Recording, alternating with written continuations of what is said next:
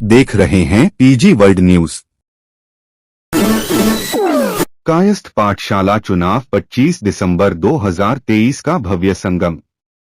प्रयागराज में 21 दिसंबर दिन बृहस्पतिवार को चित्रास समाज की अगुवाई में अध्यक्ष पद प्रत्याशी क्रमांक 4 के डॉक्टर सुशील कुमार सिन्हा ने विपक्ष पर साधा सीधा निशाना, साथ ही पिछली बीती कार्य प्रणाली पर भी सवाल उठाए और कायस्थ समाज को, संगठनों को और परिवार को उन सभी समस्याओं से निजात दिलाने का आश्वासन दिया है जिन्हें ये समाज आज देखता, झेलता और तो और बर्दाश्त करता आ रहा है। इसी के साथ ही यहां मौजूद इस भव्य सभा के कई लोगों ने भी बढ़ चढ़कर हिस्सा लिया और अपनी अपनी समाज के प्रति भावनाएं व्यक्त की। ये विशाल सभा दीपालम रिसोर्ट रॉयल गार्डन प्रयागराज में भव्य रूप के साथ संपन्नता पूर्वक संपन्न हुई। प्रयागराज से गौरव माथुर की खास रिपोर्ट। एक साथ का इस समाचार में आपको पता चलता है कि आप 2100 नए मेंबर बन गए। ये प्रक्रिया पिछले बार भी की थी और पिछले बार भी मैंने इलेक्शन लड़ा था और आप सब लोगों के आशीर्वाद और प्यार से सेकंड पोल किया था। हताश है वो, इसीलिए आपको आई कार्ड नहीं दे रहे हैं। पिछली मीटिंग में उन्होंने कहा कि साहब रसीद लेके आओ तब आई कार्ड देंगे। मैंने कहा रसीद कैसे लाएंगे, सारी रसीद तो तुमने कुंडली मार के अपने घर में कोठी में डाल दी। लेकिन अब की बार ना तो आपका भाई कमजोर है और ना ही आपका भाई उतना सुशील है।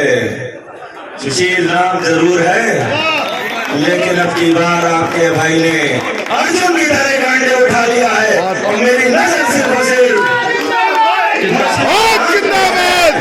ये हुजूर दिखा रहा है कि अपनी धर्म हम लोग ही जीतेंगे। बहुत साल राज कर लिया, बहुत साल कायस्थ पाठशाला के ऊपर कुंडली बना के बैठे रहे। अब जब हमारे संकल्प आए हैं तो आपको अस्पताल की याद आ रही है, अब आपको ब्लड बैंक की याद आ रही है और तो और आपको डे केयर यूनिट और ओल्ड एज होम की याद आ रही है। पूरे कोरोना काल में न जाने कितने लोगों ने अपनों को खोया, तब आप बैठे सो रहे थे, सिर्फ और सिर्फ चंद फूड पैकेट बांट के आपने सोचा कि आपने अपना दायित्व पूरा कर लिया। नहीं मेरे भाइयों बहनों, उन्होंने अपना काम पूरी तरीके से नहीं किया है और ये मैं दावा के साथ कहता हूं क्योंकि अगर वो चाहते तो उस दौरान अस्पताल नहीं तो कम से कम कोविड केयर यूनिट तो बना सकते थे। बहुत ढेर उनके पास अस्पताल तो निसंदेह बनेगा, लेकिन वो 26 तारीख के बाद जब नई ताजपोशी होगी तब बनेगा। आपके कार्यकाल में अब अस्पताल नहीं बनने वाला। और वो एक छोटे से उदाहरण के साथ आपको बताना चाहेंगे। 10 साल से लगातार बड़ा भाई छोटा भाई अध्यक्ष रहे हैं। क्या कभी आपने सोचा कि अब न्यासदारियों को एक भी एम्बुलेंस दे सके? बिल्कुल नहीं। आपकी सोच में तो सब वाहन है, आप तो इंतजार करते हो मरने का ताकि जो है हम उनको जो है किसी तरीके से घाट तक पहुंचा के आए और उनकी तिरही में जाके जो है अपना दायित्व पूरा कर। आपको मोटी कमाई मिलती है और अब की बार वही मोटी कमाई जाती हुई दिखाई दे रही है, इसलिए आप की पूरी कोठी हिल गई है, आप बिलबिला रहे हैं और आपका पूरा परिवार इस समय सड़कों पे घूम रहा है। चाहे वो बड़े चौधरी हो, चाहे छोटे चौधरी हो, चाहे बड़ी भाभी हो, चाहे छोटी भाभी हो, जो लोग कभी भी किसी की कोठरी में जाना नहीं पसंद करते थे, आज उन्हीं कोठरियों में जाके माथा टेक रहे हैं कि अब की बार किसी तरीके से मुझको जिता दो। इस बार का इलेक्शन बहुत महत्वपूर्ण है और इनको आप विजयी बनाएं और इनके साथ साथ जो इनके और सहयोगी हैं उनको सबको आप बनाएंगे जिससे संपादित करी, तब यहाँ में वहाँ कारखाने की भी लिस्ट की हम लोगों ने टाइप करा दी है और घर घर वो जाएगी। आप लोगों से विनम्र निवेदन है कि आप लोग बहुत परेशान न हो।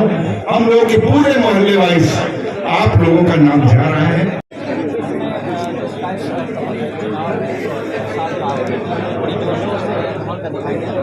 किस तरीके से तैयारियां हैं कि हर साल कुछ ना कुछ वादे, कुछ ना कुछ आश्वासन दिए जाते हैं। कायस्थ पाठशाला का चुनाव 2023 25 दिसंबर को होने जा रहा है और इस कायस्थ पाठशाला के चुनाव में मैं अपने कायस्थ समाज को जोड़ने निकला हूँ। समस्त कायस्थ परिवार के एक एक सदस्य को इसका मेंबर बनाने के लिए निकला हूँ। मेरी लड़ाई परिवारवाद वंशवाद से के खिलाफ है और मैं चाहता हूं कि कायस्थवाद की जीत हो और वंशवाद का परिवारवाद की समाप्ति हो। आप एक अच्छे डॉक्टर हैं और एक इंसान की हर एक नब्ज जानते हैं, तो कौन सी वो नब्ज पकड़ी है जो आपको लगता है कि शायद आने वाले वक्त में सुधार आएंगे और तब्दीलियाँ आएंगी? आप यहाँ की हुजूम देखिए, यहाँ के लोगों का जन समर्थन देखिए। सब व्यक्ति समस्त कायस्थ परिवार कायस्थ पाठशाला के इस प्लेटफॉर्म में जुड़ना चाहता है और जिस प्रकार से इसके ऊपर एक परिवार विशेष ने ग्रहण बना के जो है बैठे हुए हैं, वो खुद में बयां कर रहा है कि अब की बार परिवर्तन होना है। 150 साल पूरे हो गए हैं, ना तो मेरे पास एक भी अस्पताल है, ना हमारे पास एक भी डायग्नोस्टिक सेंटर है। तो क्या आपको नहीं लगता कि जो है कायस्थ पाठशाला का अपना खुद का अस्पताल होना चाहिए, खुद का डायग्नोस्टिक सेंटर होना चाहिए? मेरा जवाब है बिल्कुल होना चाहिए और वो अब होके ही रहेगा। समाज को क्या मैसेज देना चाहूँगा? आपके चैनल के माध्यम से कहता हूँ कि समस्त कायस्थ परिवार इस बार कायस्थ पाठशाला के इस इलेक्शन को पर्व समझ के इसमें अपनी भागीदारी करे, साझेदारी करे और जो लोग वोटर हैं वो आएँ और वोट करें ताकि एक नए कायस्थ पाठशाला को नया क्लेवर में देखने का हम लोग का जो सपना है वो पूरा हो। आपका पूरा मैं डॉक्टर सुशील कुमार सिन्हा, अध्यक्ष प्रत्याशी कायस्थ पाठशाला इलेक्शन 2023। डॉक्टर सुशील सिन्हा, सुशील सिन्हा तुम संघर्ष करो, हम तुम्हारे साथ हैं। सुशील सिन्हा तुम संघर्ष करो, हम तुम्हारे साथ हैं। कायस्थ समाज का ये इलेक्शन 25 दिसंबर को चुनाव की प्रक्रिया और महिला सशक्तिकरण के विषय पे आप चर्चा कर रहे हैं। कायस्थ समाज एक ऐसा समाज है जहाँ पर जितना पुरुषों की शिक्षा पे ध्यान दिया जाता है उतनी ही शिक्षा महिलाओं को भी दी जाती है। हमारे यहाँ एक चीज़ और भी है कि महिला और पुरुष में, लड़के और लड़कियों में भेद नहीं किया जाता। बावजूद इसके विगत कई वर्षों से अनवरत, चाहे वो कायस्थ समाज हो या फिर केपी ट्रस्ट, महिलाओं की कोई भी भागीदारी नजर नहीं आ रही है। पता नहीं कब और कैसे केपी ट्रस्ट के माध्यम से ही हमारी महिलाओं को हाशिए पर डाल दिया गया। उन्हें सिर्फ ये केपी ट्रस्ट या इससे जुड़े हुए लोगों ने ये बताया कि नहीं, आपका पति श्रेष्ठ है और अगर आप काम कर रही हैं तो उसमें पति की मेहरबानी है। जबकि महिला सशक्तिकरण की अगर हम बात करें तो हमारा देश अपाला, गार्गी, लोपामुद्रा का देश है, रानी लक्ष्मीबाई का देश है, पद्मावती का देश है। यहाँ पर महिलाएं शुरू से स्वतंत्र रहीं अपने हर निर्णय के लिए, देश के लिए दी जाने वाली कुर्बानियों के लिए, ज्ञान के लिए। इसके बावजूद कायस्थ समाज ने महिलाओं को हाशिए पर रखा। मैं डॉक्टर आभा श्रीवास्तव, राष्ट्रीय उद्घोषिका, कवित्री, भाजपा, क्षेत्रीय संयोजक, सांस्कृतिक प्रकोष्ठ। निश्चित तौर पे कायस्थ समाज का अहम चुनाव तो सारे ही अहम होते हैं, लेकिन ये चुनाव बहुत ज़्यादा अहम है क्योंकि इस बार जो हम लोग परिवर्तन की दिशा और दशा के लिए मांग कर रहे हैं मतदाताओं से। और काफ़ी दिनों से जो हमारा विरोधी पक्ष है वो एक यथास्थिति बनाए हुआ है और कोई भी विकास कार्य सारे अवरुद्ध पड़े हुए हैं और कायस्थ पाठशाला रोज़ निरंतर प्रगतिगामी होता चला जा रहा है, पीछे की ओर चलता चला जा रहा है और उसके पुनर्स्थापन के लिए, उसके पुनर्निर्माण के लिए जो बहुत ज़रूरी पुनरुद्धार के लिए। सर, हर इलेक्शन में लोग कोई ना कोई तरह का संकल्प दिलाना चाहते हैं न्यूज़ चैनल के माध्यम से आप कायस्थों को किस तरह का संकल्प दिलाना चाहते हैं?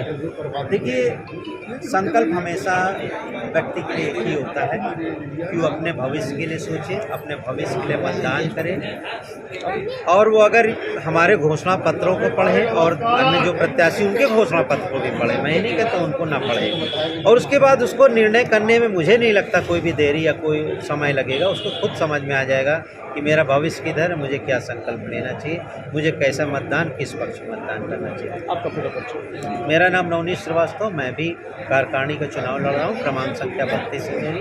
अध्यक्ष पद का चुनाव चल रहा है जिसमें सुशील कुमार सिन्हा जी खड़े हुए हैं और आप लोग भी सपोर्ट में नजर आ रहे हैं, तो किस तरह का चुनाव होगा इस बार, क्या लगता है आपको? मैं पहले अपना परिचय दे दूँ। मैं राजेश कुमार श्रीवास्तव सिराथू, 4 बार इलेक्टेड कार्यकारिणी मेंबर हूँ। मेरे मन में है कि आम कायस्थ के पास पाठशाला जाना चाहिए, और जब तक ये नहीं जाएगा, जैसे काशीराम साहब ने कहा था 85-15 की लड़ाई, तो हमारे समाज में भी 90 और 10 की लड़ाई है। जो भी जमींदार टाइप लोग हैं, कभी आम कायस्थों को भी सम्मान नहीं देते हैं। 1872 में कायस्थ पाठशाला हुआ और 100 साल तक वही कार्यक्रम चलता रहा आज़ादी के बाद। और अगर उनकी सोच नहीं होती मुंशी कायस्थ साहब की, आज़ादी के पहले उन्होंने कायस्थ पाठशाला नाम को रखा, कहीं न कहीं उनको दर्द था ना कायस्थों के लिए। सर देखिए, अगर बात यहाँ की जाए एक अध्यक्ष तक समस्याएं बाद में जाती हैं, सबसे पहले आती हैं कार्यकारिणी सदस्य तक, तो आपको क्या लगता है, क्योंकि आज की डेट में जो भी समस्याएं हैं कायस्थ से जुड़ी हुई, आपको क्या लगता है कि कायस्थ क्या उतना डेवलप है? अमेरिका का जैसे राष्ट्रपति होता है वैसे कायस्थ पाठशाला कार्यकारिणी सदस्य होता है। कार्यकारिणी सदस्य मतलब होता है अपनी बात कह दिया, माना ना माना अध्यक्ष के विषय, और अध्यक्ष नहीं मानेगा तो कार्यकारिणी से बोल के चला जाएगा, वो विषय वही खत्म नहीं हो जाता है। उसको हमको बराबर परसू करना पड़ता है। सर लेकिन कायस्थ के बच्चों के एडमिशन तक तो आराम से हो नहीं पाते कायस्थ पाठशाला, हमारे पास क्या प्लानिंग है? हाँ, हमारे पास प्लानिंग जानती है कि जब तक निजी व्यवस्था में स्कूल नहीं खोलेंगे, निजी व्यवस्था सेल्फ में, तब तक हमारे पास कोई व्यवस्था नहीं। हमारे जो भी विद्यालय आज तक हैं वही घिसी पिटी पढ़ाई पुरानी है माध्यमिक शिक्षा परिषद की। और डॉक्टर मुरली मनोहर जोशी आज से 10 साल पहले कह गए थे, जब मानव संसाधन मंत्री थे वो, जब ट्रिपल IT झलवा खुला था, तब उन्होंने कहा था कि चौधरी साहब घिसी पिटी पढ़ाई मत पढ़ाओ।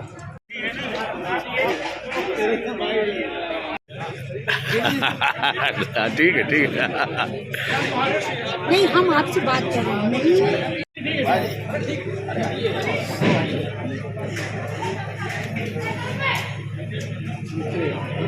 हाँ भैया।